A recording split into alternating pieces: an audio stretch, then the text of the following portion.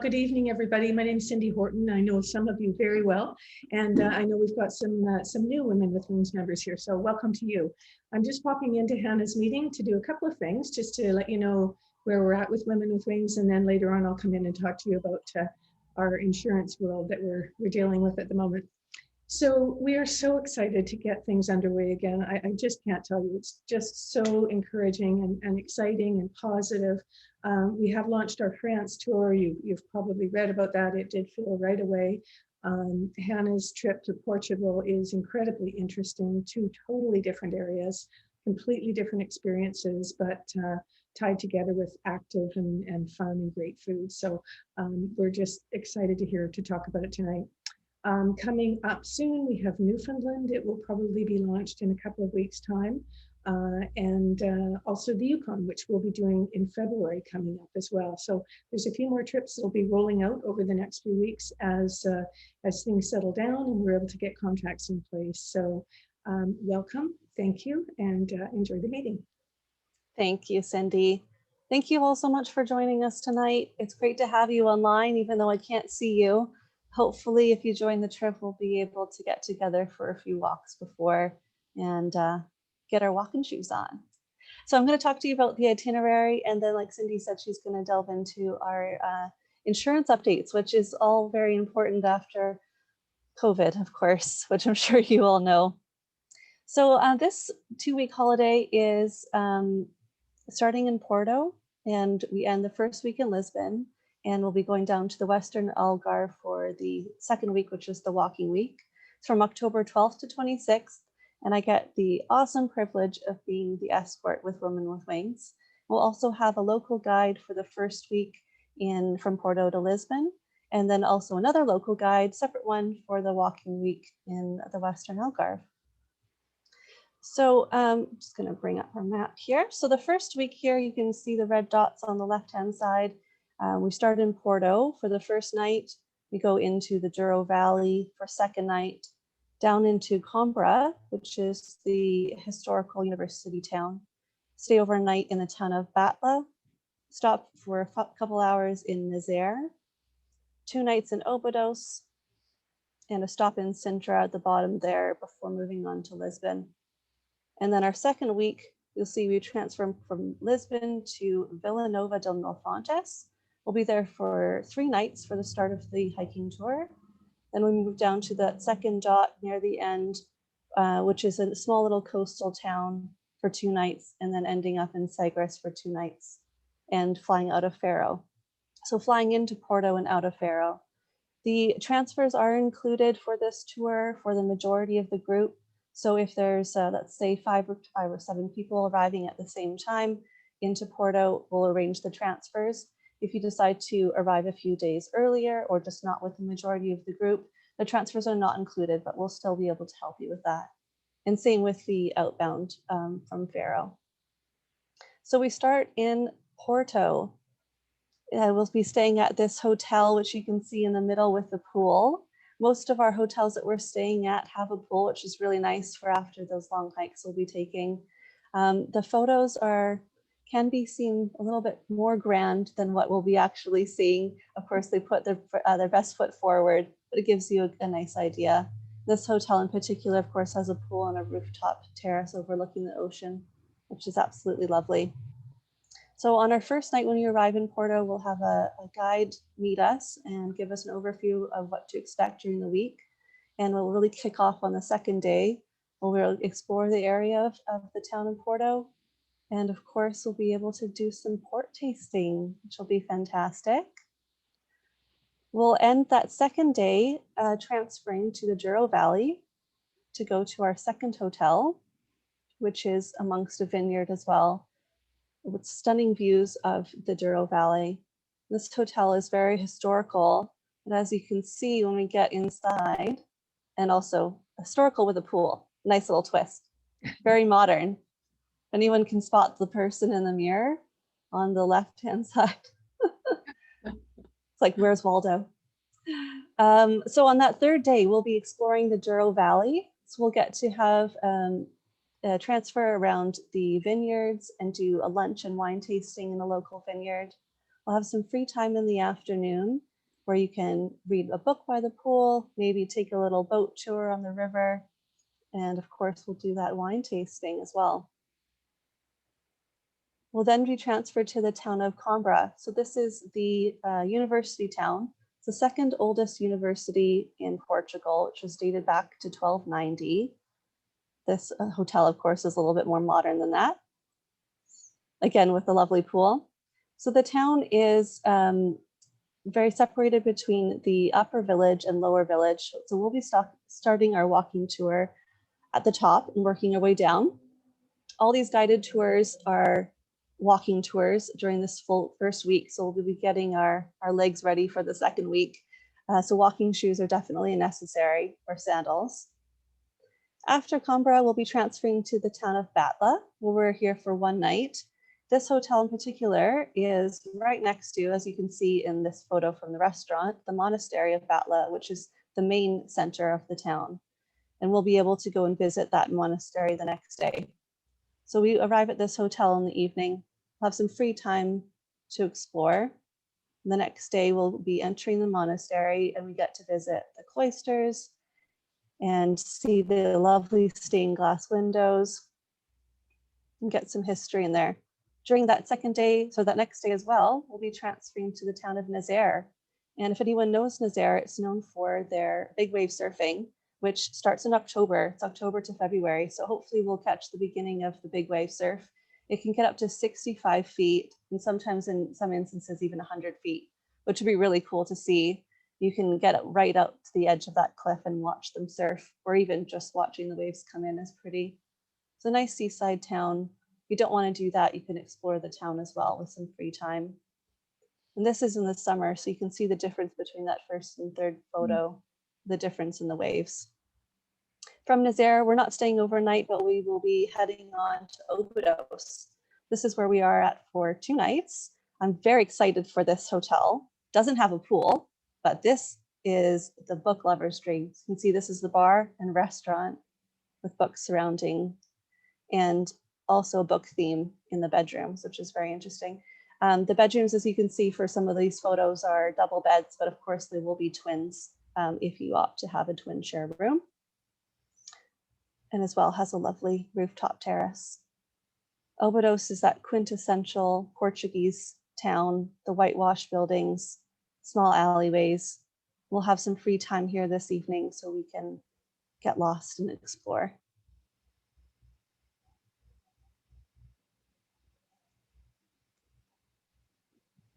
Now from Obidos, we transfer to the town of Sintra. This is just a day trip from Obidos. It's only an hour's drive.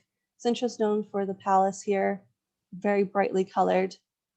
You'll have time to either go and visit the palace, or we'll have a brief orientation with our guide who can explain some other things that you can do in visiting the historical center as well.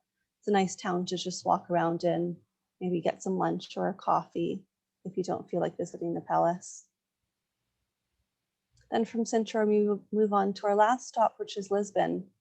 So we're staying in Lisbon for just one night. We arrive there in the morning, so we'll be starting our tour right away. Lisbon's also a very hilly town, as you can see from some of these photos. So we do lots of walking. We start up at the top and then work our way down to the bottom as well. And we'll be stopping at one of the first places that makes the hashish de Belém. I'm probably not saying that right, but I'm going to learn. This is the Portuguese custard tart that obviously is made famous here in Lisbon. So from Lisbon, we'll be making our way back down to Vila Nova del Mil Fontes, and that's only about an hour and a half's drive. So all these transfers are not very long, which is really nice. You don't have to be wasting your time in the bus. So we're here at this hotel for 3 nights, and it's right across from the lovely water there. So we can enjoy our breakfast out on the terrace. And of course, a pool to cool down after our walks.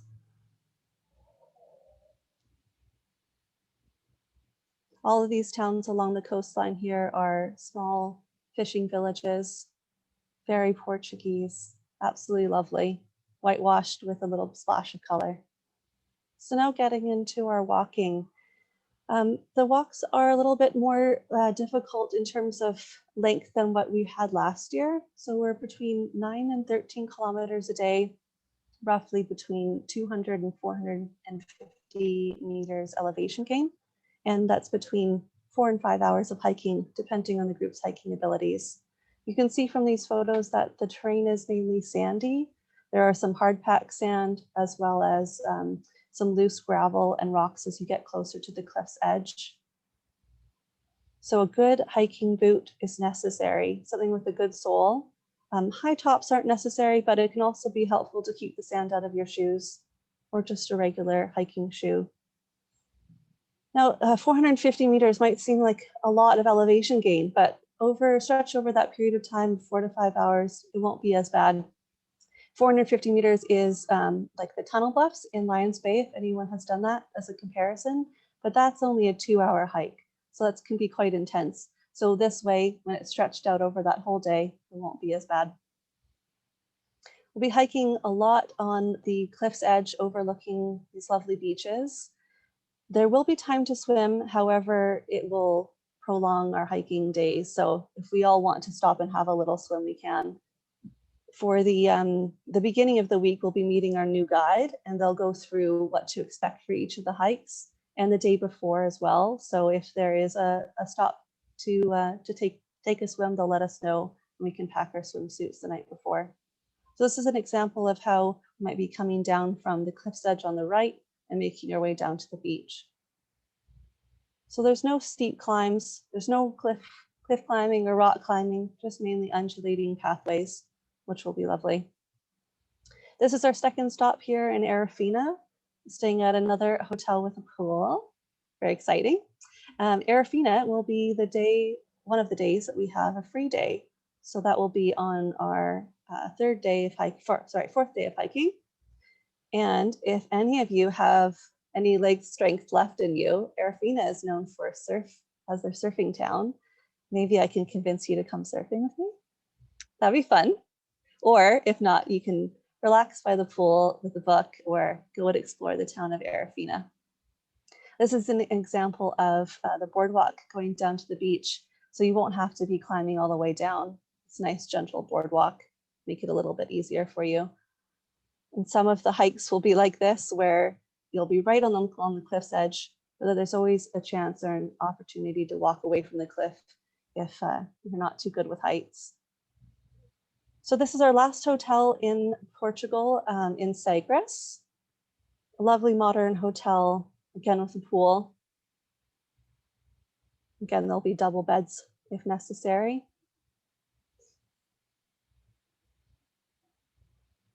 We'll always have a local guide with us, and of course me as an escort. So one of us will always be at the front and one at the back. So we'll be able to hike together as a group and no one will get left behind.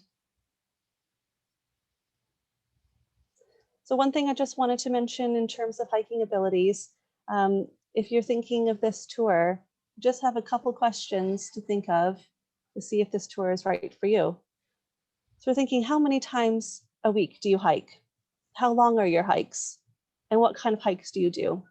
So we suggest hiking at least once a week to start off with, and getting to up to 2 times a week as we get closer to the trip next October.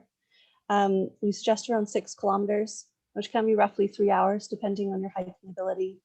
And in terms of suggestions around the Vancouver area, Cypress Falls, Lynn Loop, and Quarry Rock are great suggestions. They all have a little bit of elevation gain, undulating, and they're not paved pathways. So if these hikes are something that you generally hike on anyway, then this tour is perfect for you. If you are interested in this tour, please let me know, and I'll contact each of you individually and we can talk about your hiking ability privately.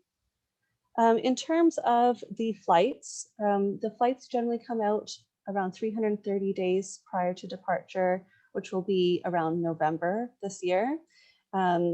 All of the major airlines fly into Porto and out of Faro, so that's Air Canada, Lufthansa, British Airways, and KLM or Air France.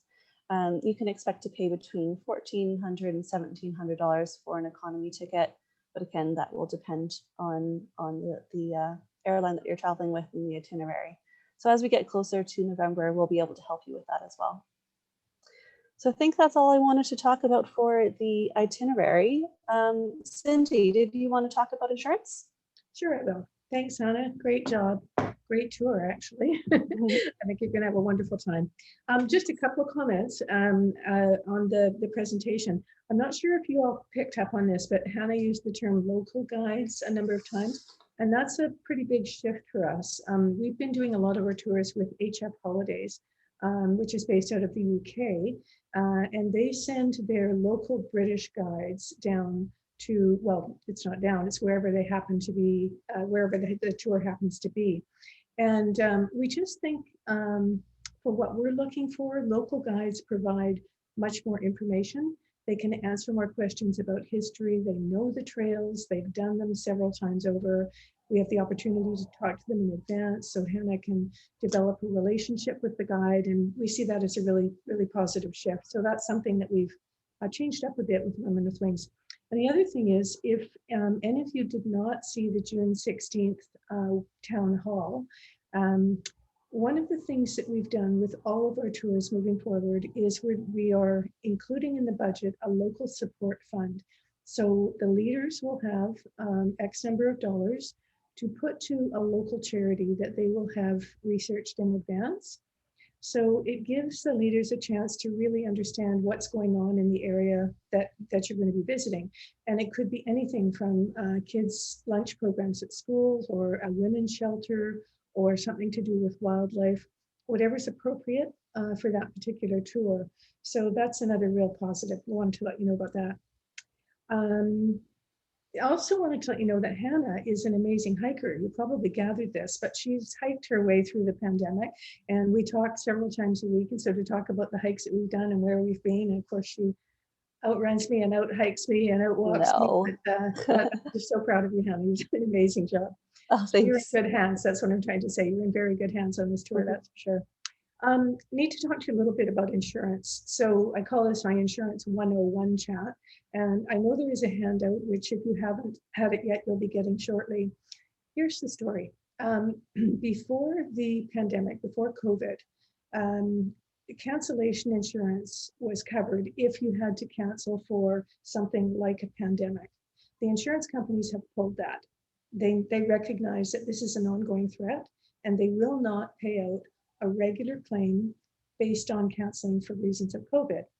What they've done is they've introduced something called, in Manulife's case, it's called Premium Protection Plan, and it's basically a cancel for any reason policy, and it allows you to do exactly that. You can cancel for any reason up to a week before you go and be reimbursed 80% of the insured cost. So you'd still be out 20%, but you're no longer in a position where you have the possibility of losing an awful lot of money. So it's really quite good coverage. So again, if you were to cancel a week in advance, you get 80% back. If it's between a week, 6 days, and 24 hours, it's a maximum of $2,500. And if you cancel within 24 hours, it is not payable under the cancel for any reason clause. That said, underneath that is a layer of protection, which is called covered reason. And what that means is, in the event that you had to cancel the trip due to yourself or a family member becoming ill enough that the doctor recommends you don't go, you have an accident, your home is uninhabitable due to flood or fire, any serious emergency, you would be covered for 100% right up to time of departure. So we feel it's a great policy going forward, because if you were going to cancel due to COVID, that's going to be at least a week in advance. If you decided to cancel between 6 days and time of departure, that would only because you had an emergency. And if that were the case, you would get the 100%. So we think it's really good coverage. Hannah will talk to you about it in detail, answer any questions that you have, but these trips are a big investment, we know that, and we want to make sure that you're protected as well. Having gone through the last year and watched all the changes and dealt with all the policies, which are all now fully paid, by the way, hooray. We just want to make sure everybody's protected moving forward. So really encourage you to read that and understand it. And if it's not clear, please ask us, because we want to make sure that you fully understand it for sure. Yeah, and that's my Insurance 101 chat. I guess I would just add that we're aware that some of you have other insurance coverage, and whatever that is, please check it very, very carefully and ensure that it's got a cancel for any reason clause in there as well. Okay. That's fantastic. Good. Thanks, Cindy. Also, just on that note for the airlines as well, some airlines have different cancellation or change policies too. So we can look into that as well when it's time to book our flights. But for instance, Air Canada is offering one free change. So that can be quite helpful as well. Well, that's great. I thank you all so much. Cindy, is there anything else you wanted to add? I don't think so. I think I'd be really interested to hear if there are any questions at this point. If you have any questions, there's a Q&A button at the bottom of your screen. Otherwise, you can always send me an email or give me a call and I can answer any of the questions that you might have. I'll just wait a few moments just to see if anything comes in.